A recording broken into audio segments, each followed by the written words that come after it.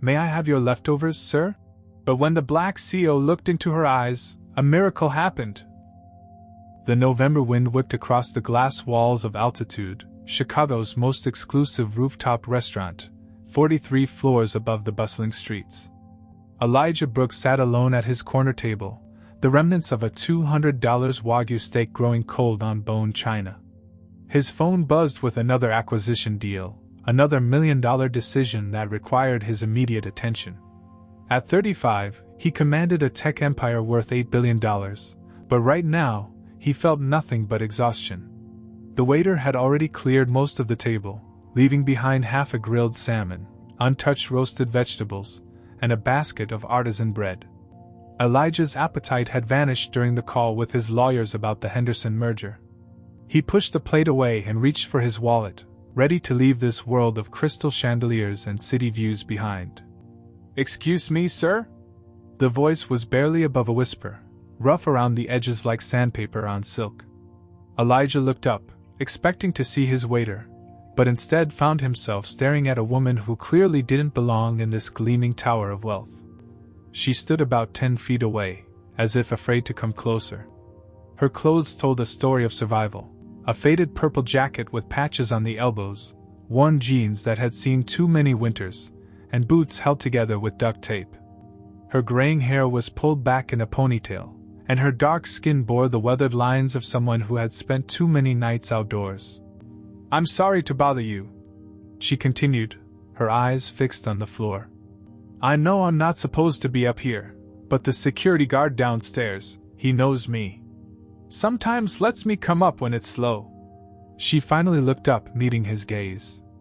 "May I have your leftovers, sir? If you're done with them?" Time stopped. Elijah's hand froze halfway to his wallet. His breath caught in his throat. Those eyes. Deep brown, almost black, with golden flecks that seemed to hold secrets. The shape of her jaw, strong and defiant even in this moment of vulnerability. And there, just above her right eyebrow, a thin white scar that cut through her skin like a lightning bolt. The sounds of the restaurant faded away. The clinking of glasses, the murmur of conversation, the jazz music floating from hidden speakers, all of it disappeared as Elijah was pulled backward through time, 26 years into the past. Atlanta, 1999. Sunnybrook Foster Home. He was 9 years old, small for his age, with thick glasses that made him an easy target. The older boys had cornered him behind the gymnasium after dinner, their fists already clenched. "Hey, computer boy!" Tommy Morrison, 13 and mean as a snake, shoved him against the brick wall. "Think you're so smart with all those books? Let's see how smart you are when we're done with you." Two other boys flanked Tommy, their faces twisted with the kind of cruelty that only comes from kids who have been hurt too many times themselves. Elijah's heart hammered against his ribs as he pressed himself against the wall, nowhere to run. That's when she appeared. Tasha Williams, 13 years old and fearless, stepped between them like an avenging angel. She was taller than the boys, with the same strong jaw and those unforgettable eyes that seemed to see right through you. "Back off, Tommy," she said, her voice steady as stone. "Pick on someone your own size." Tommy laughed. "What you gonna do about it, Tasha? You can't protect him forever."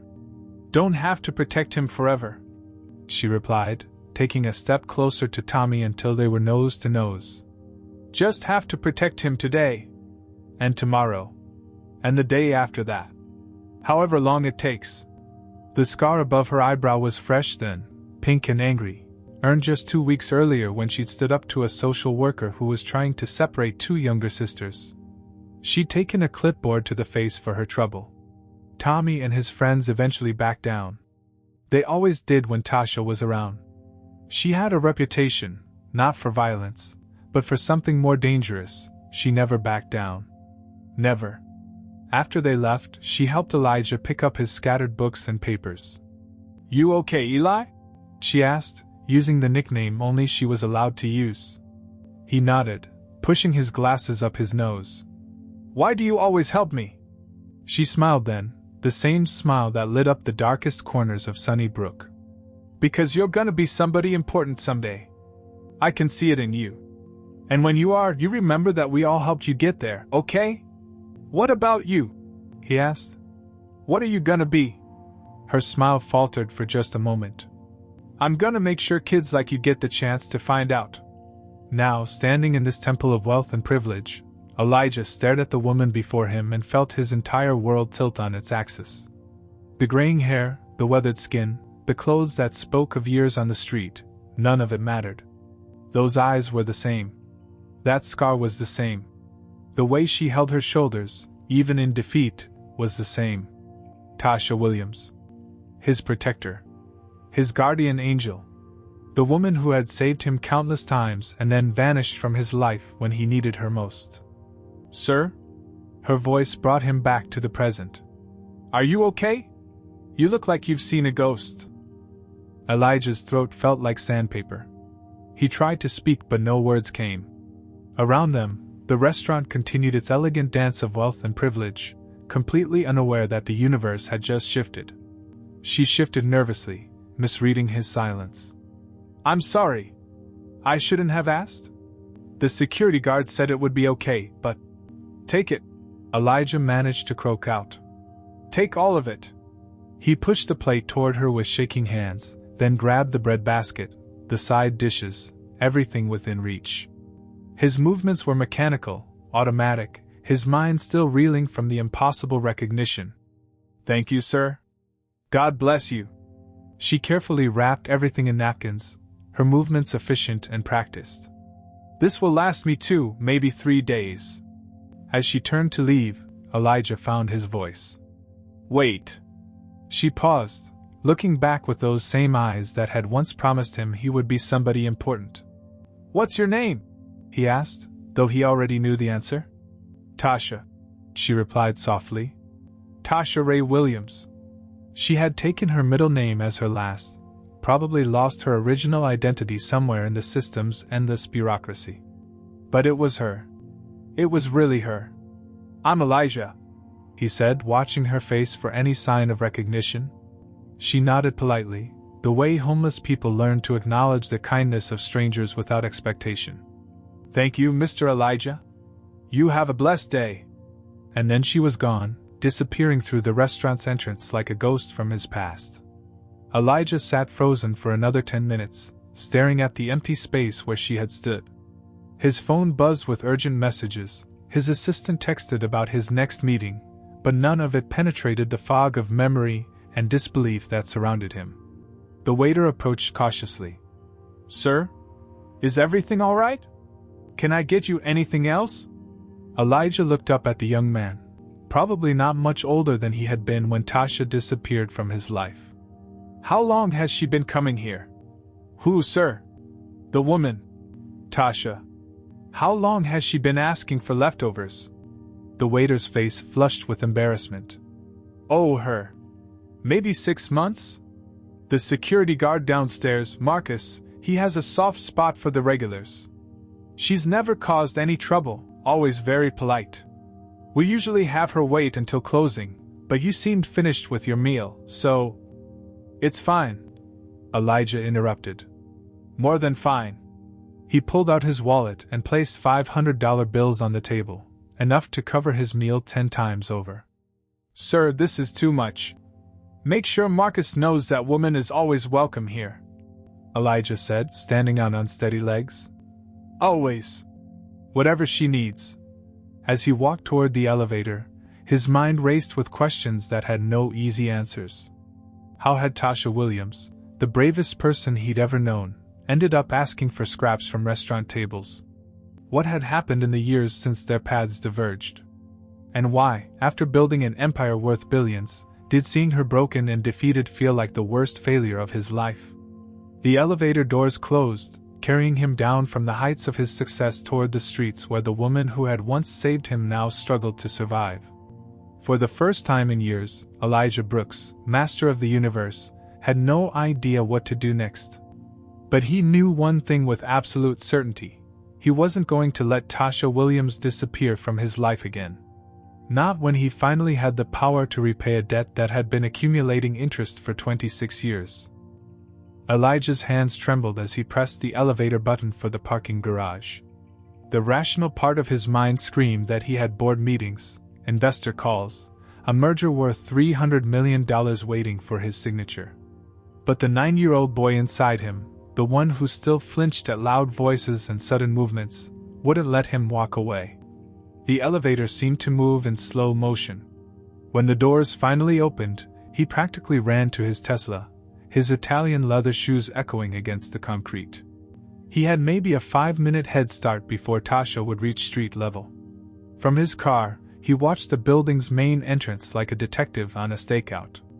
Executives in $1,000 suits streamed in and out, their faces buried in phones, their minds consumed with the same relentless pursuit of more that had driven him for the past 15 years.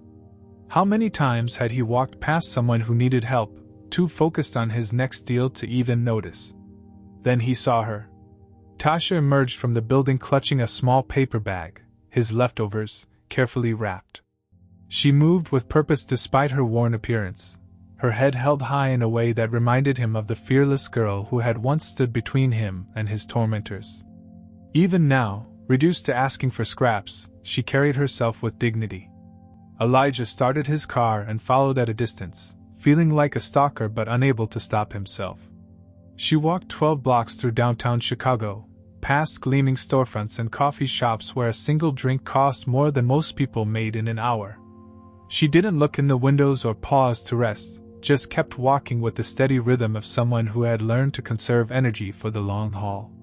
The neighborhood gradually changed as they moved west.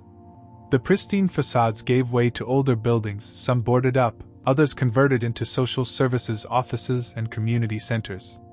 Tasha turned down a side street lined with modest houses, their small yards protected by chain-link fences.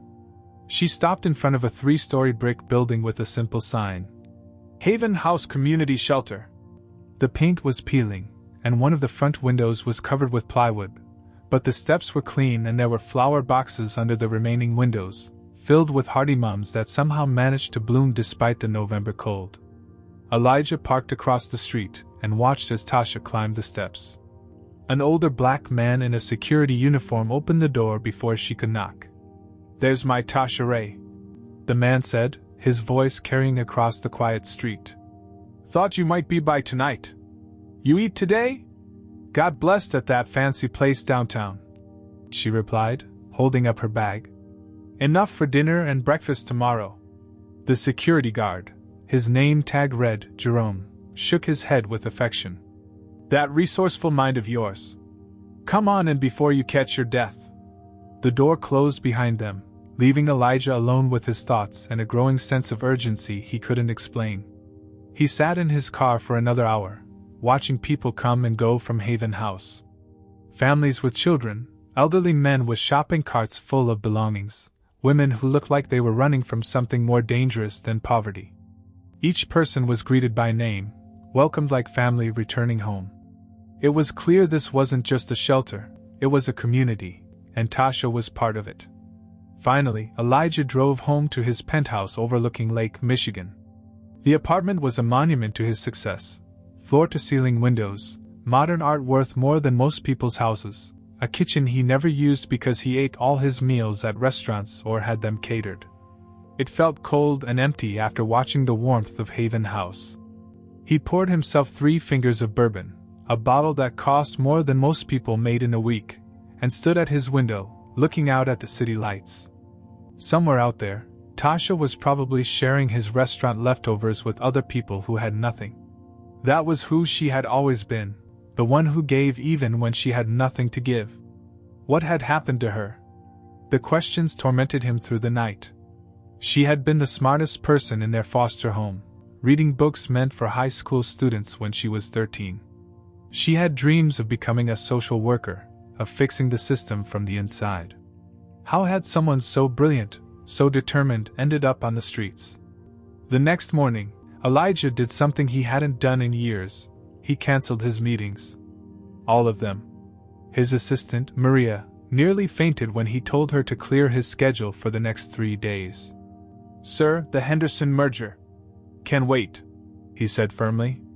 "I have something more important to handle." He spent the morning researching Haven House online. It was a privately funded shelter that had been operating for 15 years, providing temporary housing and support services for Chicago's homeless population. Their website was basic, their funding always uncertain, but their client testimonials painted a picture of an organization that actually cared about the people they served. By noon, he was back in his car, parked across from Haven House with a plan that was either brilliant or completely insane. He made an anonymous donation to the shelter, $50,000, enough to cover their operating costs for several months. But more importantly, he'd arranged for a volunteer orientation that afternoon.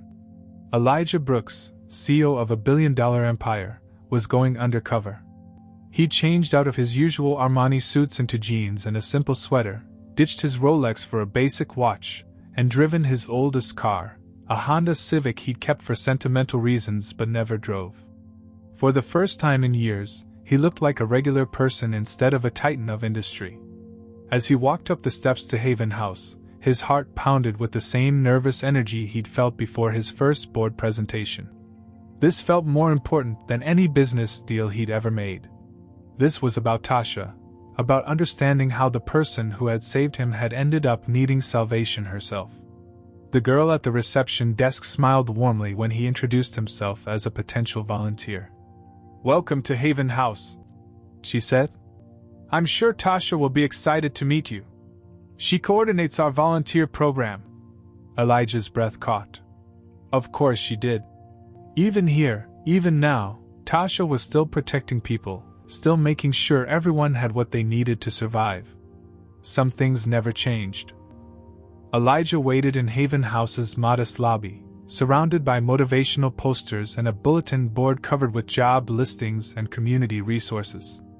The smell of fresh coffee mixed with industrial disinfectant, creating an oddly comforting atmosphere that reminded him of the foster home's common room. "You must be our new volunteer." He turned around and there she was, standing in the doorway with a clipboard in her hands and that same purposeful energy he remembered from their childhood. Up close, in better light, he could see more clearly how the years had marked her. Her hair was more gray than black now, and deep lines mapped the geography of hardship around her eyes. But her posture was straight, her voice clear and strong. "I'm Tasha Ray, volunteer coordinator." She extended her hand with a firm shake. "And you are?" "David," he lied, using his middle name. "David Johnson." If she noticed his slight hesitation, she didn't show it. "Well, David Johnson, welcome to Haven House. Let's get you oriented." For the next hour, Tasha led him through the shelter with the expertise of someone who knew every corner, every story, every need. She introduced him to residents by name, knew their children's ages, remembered their struggles and small victories. Elijah watched her transform from the broken woman asking for leftovers into the natural leader she had always been. "This is our computer lab," she said, opening a door to reveal 8 outdated desktop computers. "People need to fill out applications, search for jobs, connect with family. Technology is hope for most folks here." Elijah winced internally. The computers were at least 10 years old, probably donated from some office upgrade. His company spent more on coffee in a month than it would cost to replace all of them with state-of-the-art equipment. "You know computers?" Tasha asked, noticing his attention to the outdated setup. "A little," he said carefully. She laughed, a sound that transported him instantly back to their shared childhood. "That's what they all say. Then we find out they can barely send an email. Don't worry, we'll start you somewhere easier." As they continued the tour, Elijah felt a growing pressure in his chest. This should have been her life, helping people, making a difference, using her brilliant mind to solve problems. Instead, she was doing it from the bottom, as someone who needed help herself rather than someone with the resources to provide it. "Can I ask you something personal?" he said as they paused in the hallway. Tasha raised an eyebrow. "Depends how personal. How did you end up here? You seem too smart, too capable." Her expression hardened slightly. "To be homeless? That what you were gonna say?" "No, It's okay. Everyone wonders." She leaned against the wall, suddenly looking tired. "Smart doesn't keep you off the streets, David. Sometimes it just makes the fall hurt worse because you know exactly how many chances you missed along the way. That evening, after completing his volunteer orientation, Elijah sat in his penthouse with a bottle of wine and his laptop, determined to uncover the truth about what had happened to Tasha Williams. He started with his own records, the files his lawyer had pulled years ago when he first tried to locate people from his past. The story emerged piece by piece, each document a knife to his heart. December 2000, incident report: Tasha Williams, age 14, involved in altercation with social worker Patricia Hendricks. Williams reportedly became violent when Hendricks attempted to separate her from younger foster child during routine placement review. Williams struck Hendricks with a chair when worker attempted physical restraint of child. Charges filed for attack on a state employee. Elijah remembered that day with crystal clarity now. Patricia Hendricks had been the worst kind of social worker, burned out, bitter, taking her frustrations out on the kids who had no power to fight back. She'd been trying to move him to a different placement, said he was too attached to his current foster situation. Tasha had intervened, as she always did. February 2001, court record: Tasha Williams sentenced to 18 months juvenile detention. Foster care eligibility terminated. Note: subject aged out of system supervision upon release. The dates hit him like physical blows. She'd been locked up for protecting him, and he'd never known it. While he was being adopted by the Kowalski family, a kind couple from the suburbs who saw potential in the quiet boy with thick glasses, Tasha was sitting in a detention center, branded as violent and uncontrollable. June 2002, Chicago Public Schools: Tasha Williams withdrew from Lincoln High School. Reason: extended absence/incarceration. No forwarding address. September 2003, Cook County Hospital emergency room visit: Tasha Williams, attack victim. Injuries consistent with domestic violence. Patient declined to press charges, left AMA.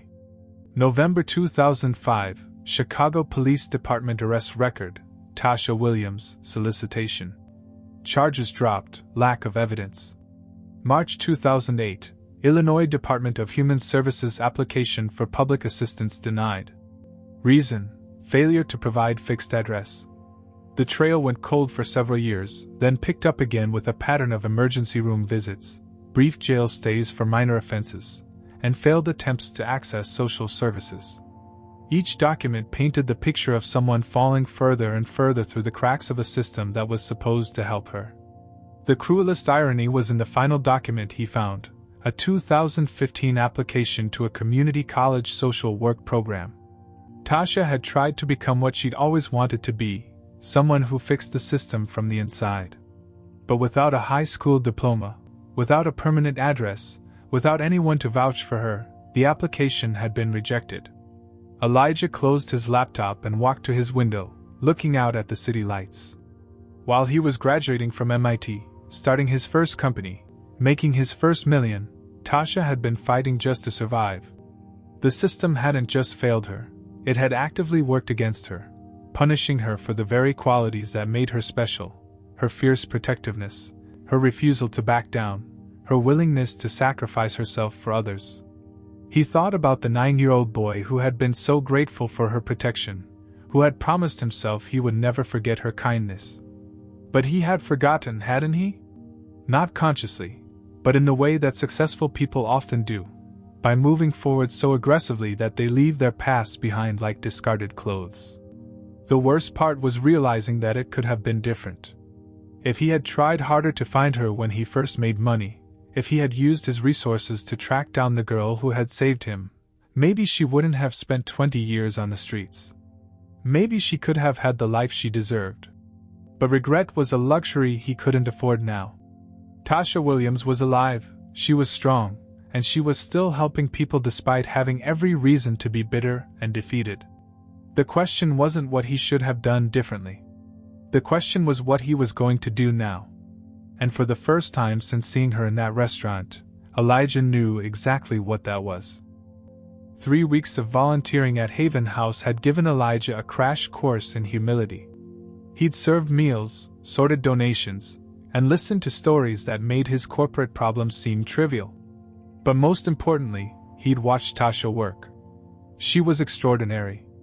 Even with limited resources and no official authority, she ran the volunteer program like a seasoned executive. She could calm a panicked mother with 3 words, negotiate with difficult clients without raising her voice, and somehow make everyone feel seen and valued. It was leadership in its purest form, not based on title or power, but on genuine care for others. Today, he made his decision. He couldn't keep pretending to be someone else, not with her. "Tasha," he said, approaching her desk in the cramped office she shared with 2 other coordinators. "Can I talk to you? Privately?" She looked up from a stack of intake forms, pencil tucked behind her ear. "Everything okay, David? You look nervous. I need to tell you something. Something important." They walked to Haven House's small courtyard, a concrete square with a few picnic tables and a vegetable garden that Tasha had somehow coaxed to life despite the urban soil. It was quiet here, away from the constant hum of activity inside. "I haven't been completely honest with you," Elijah began, his heart hammering against his ribs. "My name isn't David Johnson." Tasha's expression didn't change, but he saw her body tense slightly. In her world, lies usually meant danger. "My name is Elijah Brooks." "Eli." He paused, watching her face. "We knew each other a long time ago. Sunnybrook Foster Home in Atlanta." For a moment, nothing happened. Tasha stared at him with the same polite attention she gave everyone. Then something shifted in her eyes, a flicker of recognition, followed by disbelief. "No," she whispered, taking a step back. "No way. Little Eli with the thick glasses and the computer books? The same one you saved from Tommy Morrison and his friends? The same one you protected until—" He swallowed hard. "Until they took you away." Tasha's hand flew to her mouth. Her eyes filled with tears that she blinked back furiously, a lifetime of survival instincts fighting against the emotion. "Oh my God!" she breathed. "Oh my God, Eli! Look at you!" She reached out as if to touch his face, then pulled her hand back. "You did it. You became somebody important, just like I said you would." "Tasha, How did you find me? How did you know I was here? I saw you at Altitude 3 weeks ago. When you asked for my leftovers." His voice cracked. "I recognized your eyes immediately. That scar. I could never forget your face." She laughed and cried at the same time, a sound of pure disbelief. "You were at Altitude? That fancy place downtown? Of course you were. My little Eli eating at restaurants I can't even pronounce. I tried to find you before," he said urgently. "Years ago, when I first started making money. But you disappeared from the system. I never knew what happened until..." "Until what?" "Until I looked up your records. I know about the detention center. I know they locked you up for protecting me from that social worker. I know that's why you never got adopted, why you aged out of the system." The words tumbled out of him like a confession. "I know it's my fault." Tasha's expression hardened. "Stop right there. Don't you dare take responsibility for my choices. I knew what I was doing when I stood up to Patricia Hendricks. She was trying to separate you from the only stable home you'd ever known, and I wasn't gonna let that happen. Period. But if I hadn't been there, if you hadn't been there, I wouldn't have had anyone worth protecting." She stepped closer, her voice fierce with conviction. "That was just life, baby. You were gonna be somebody, and somebody had to make sure you got the chance to prove it." Elijah felt tears threatening his own composure. "You sacrificed everything for me." "I didn't sacrifice anything. I invested in something that mattered." She brushed away a tear with the back of her hand. "Look at you now. Successful, obviously wealthy, probably got a family of your own. That investment paid off better than I ever dreamed. I want to help you," he said. "I want to give you opportunities, housing, whatever you need. I want to. You want to give me charity." Her voice went flat. "White guilt made you feel bad about your success, So you want to throw some money at the problem? No, I'm not white, Tasha.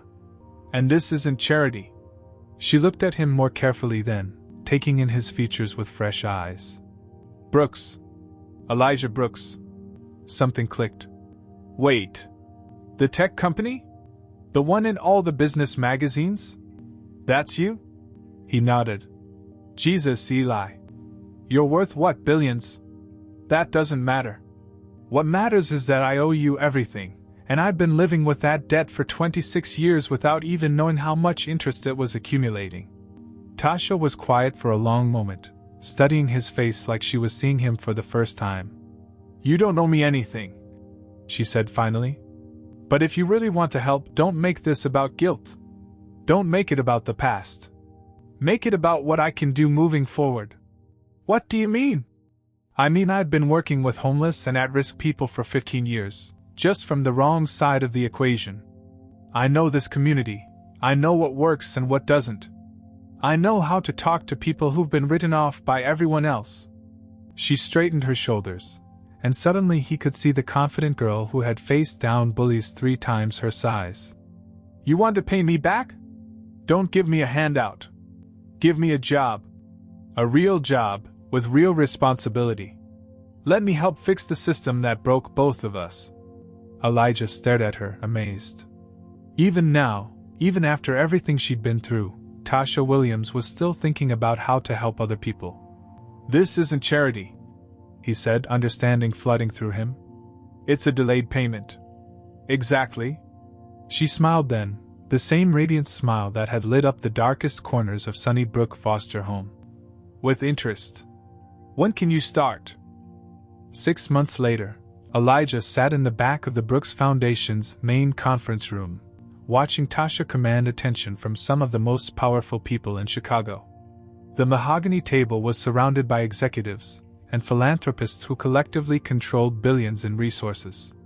And they were all listening, really listening, to a woman who had been asking for restaurant leftovers less than a year ago.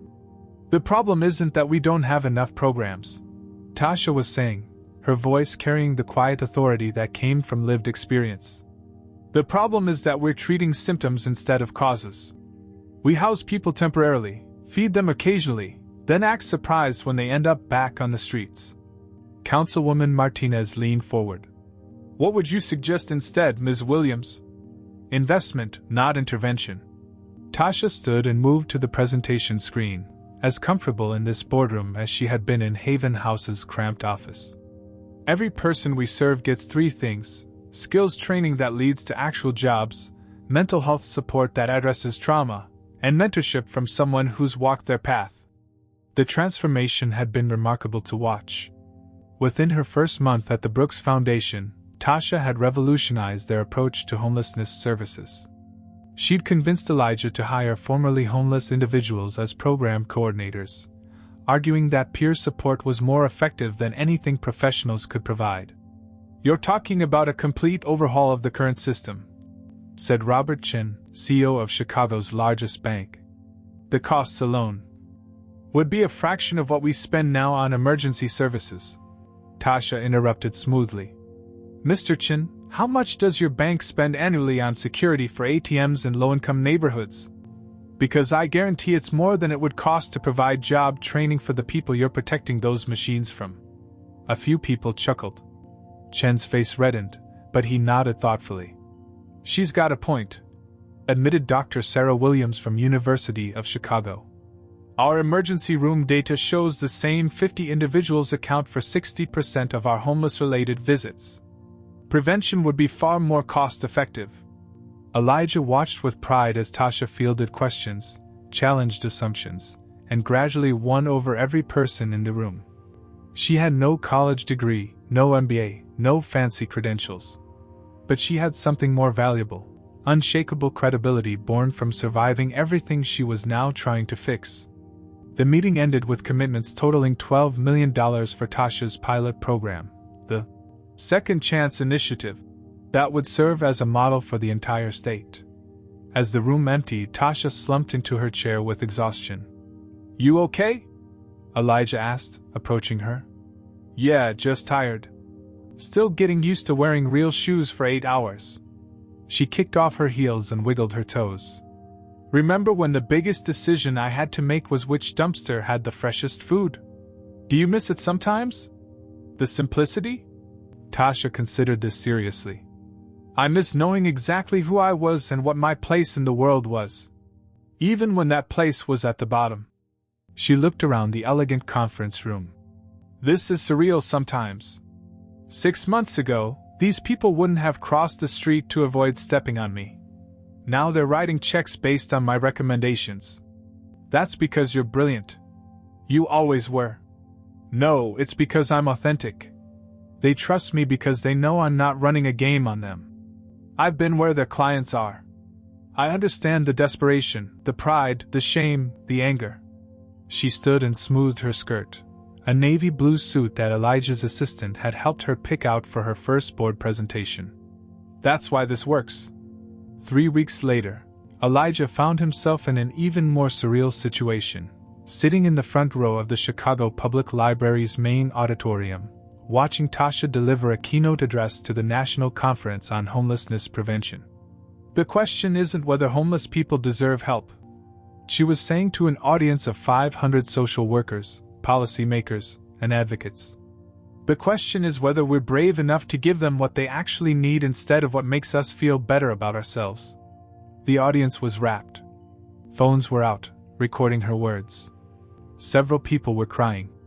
I spent 15 years invisible to society.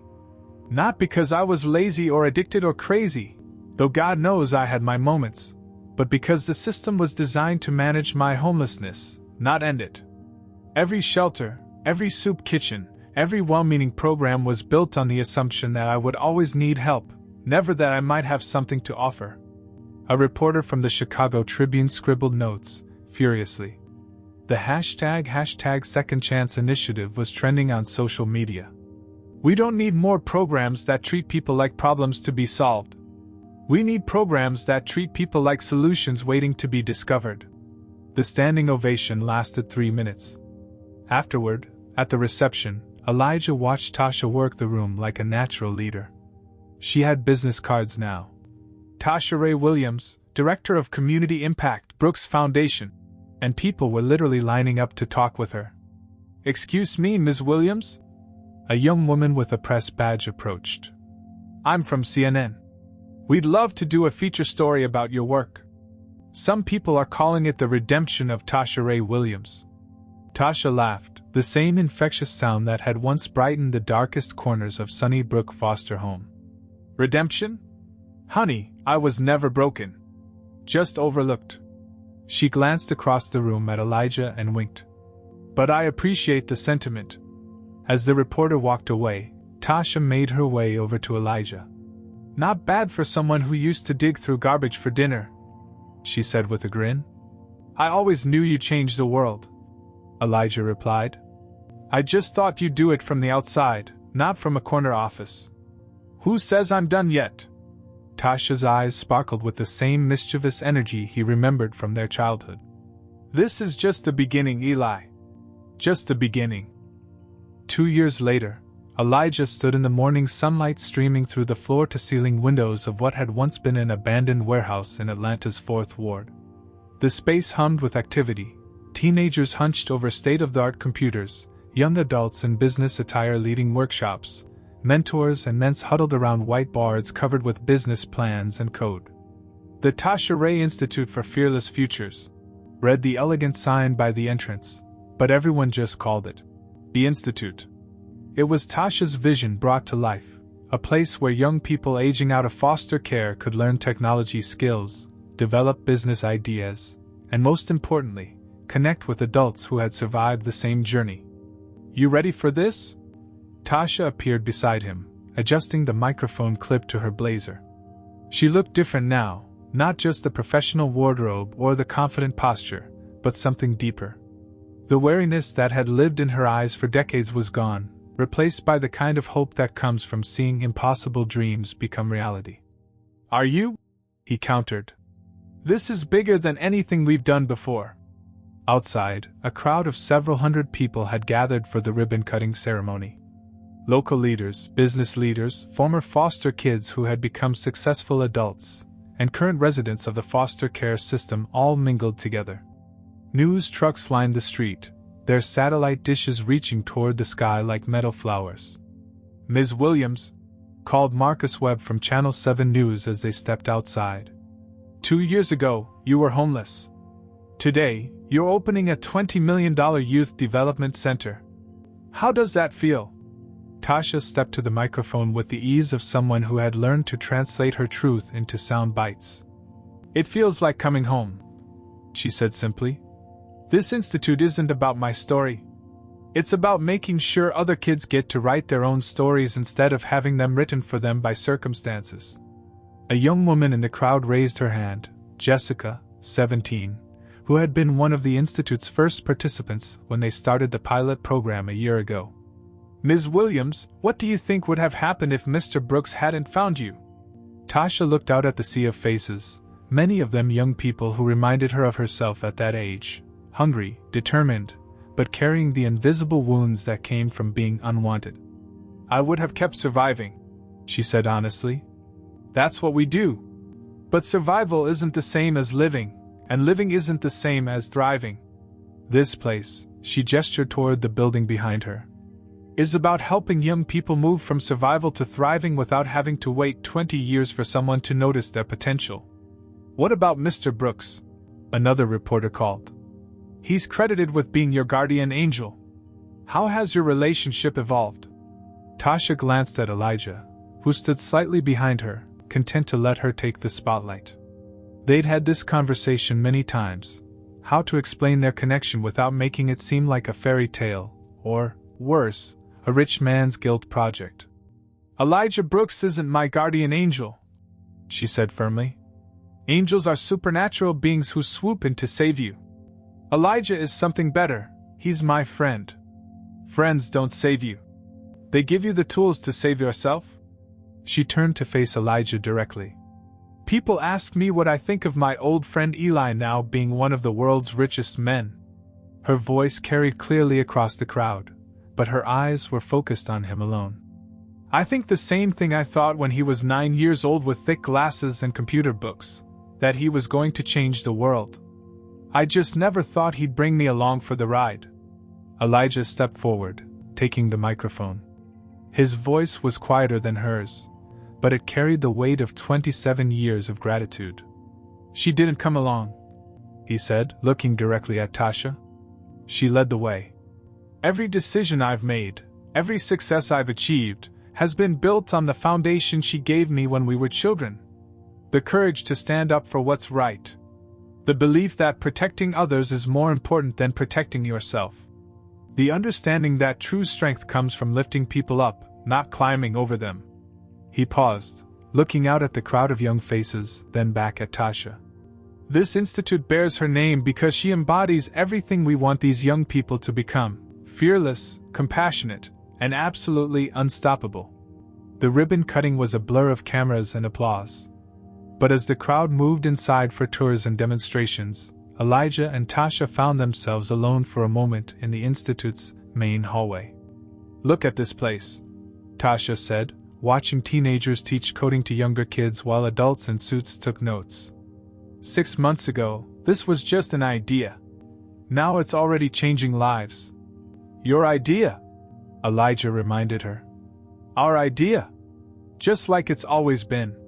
They walked the halls together, no longer a scared boy and his protector, no longer a billionaire and a homeless woman, but equals bound by shared purpose and an unbreakable bond forged in childhood and strengthened by time. Through the windows, they could see the city of Atlanta spreading out around them, the same city where they'd first met, where they'd learned that family wasn't about blood or official papers, but about people who chose to stand together when the world tried to pull them apart.